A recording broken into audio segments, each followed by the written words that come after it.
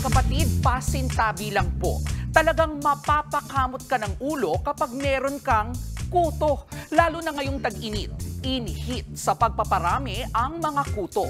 Sa pag-aaral nga po ng New York City Health Department, kapag pumapalo na ng 23 hanggang 38 degrees Celsius ang init, nangingitlog na ang mga kuto. At kada isang kuto, alam nyo bang kaya nitong mangitlog na aabot sa 50 hanggang 300 lisa? Ang dami! At taliwas po sa mga sabi-sabi. Wala pong kinalaman ng hygiene sa pagkahawa ng kuto. Basta may buhok, pwede kang magkaroon nito.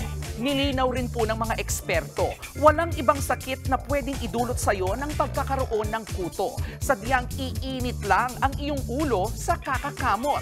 Pero hindi po yan dahil sa kanilang kagat, kundi dahil sa kanilang laway o low saliva. Eto, para sa mga minsan ng tinakot na lilipa rin ng mga kuto, gumagapang lang po ang mga pesting ito at hindi nakakalipad. Hindi nga rin ito kayang tumalon.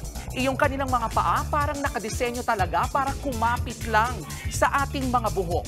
Para kahit papano'y makaiwas dito.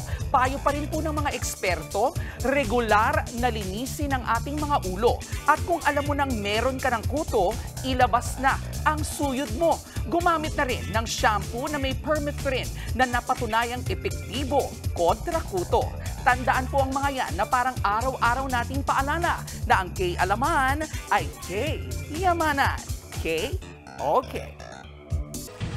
Mga kapatid, ito po ang inyong K-Alaman Queen, Kalad Karen. Always remember na ang K-Alaman ay K-Yamanan.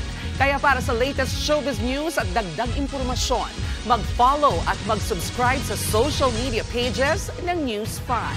K-Okay.